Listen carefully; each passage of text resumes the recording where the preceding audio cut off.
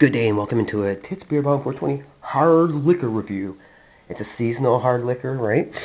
Well, the flavors in it make it seasonal. And I was going to go for it room temperature to try out so we can get all the flavors in the review. But because of where I've had it for a little while, and with it coming in from the outside at one point, and it being a bit cold out, right? Well, it is and it isn't. It's windy. Sometimes the temperatures are warm, sometimes they're cold. It's affecting the bottle. The bottle feels a little bit warm. Or cold, I should say. So I might not be drinking at room temperature in this video. But I'm not going to wait around.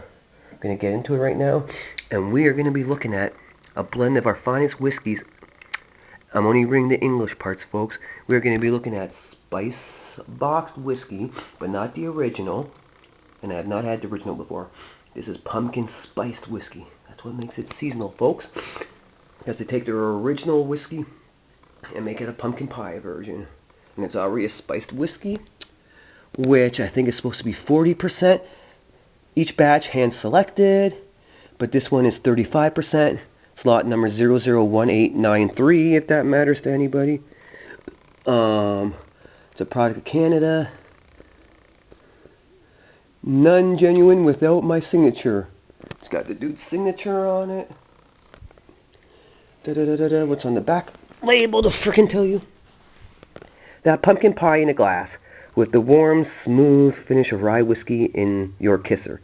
Oh yeah, now we're talking. Like an underground speakeasy during Prohibition, this is not a permanent fixture. Our pumpkin spiced rye whiskey is just around for the holidays, taking the bite off a cold night and warming up the room. There's French on it because it's from apparently Montreal, Quebec. The SpicedBox whiskeys, and I guess it's 5% stronger if you don't have it, the pumpkin pie version.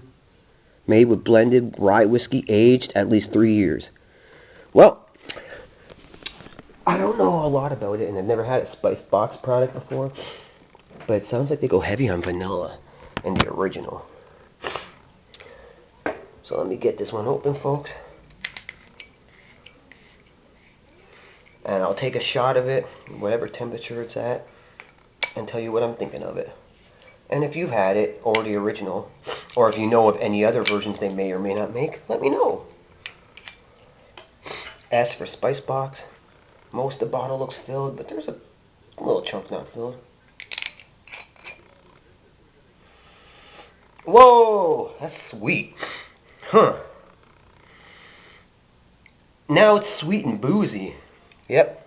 The background, like faint to middle smell in the background at the end is all booziness. Everything else is just this sweetness. And I don't even know if I'm gonna... It doesn't smell like anything pumpkin pie or pumpkin spices. The sweetness is making me think maybe more like caramel or banana or something. I don't know.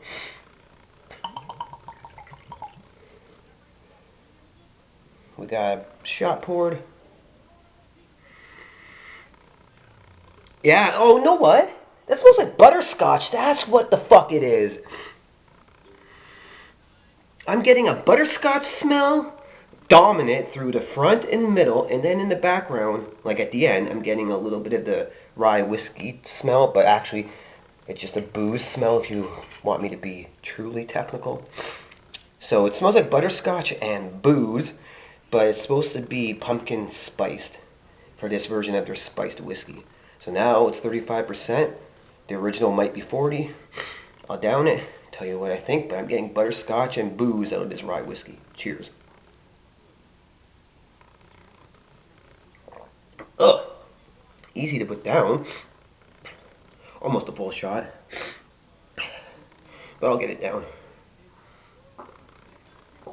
What the fuck?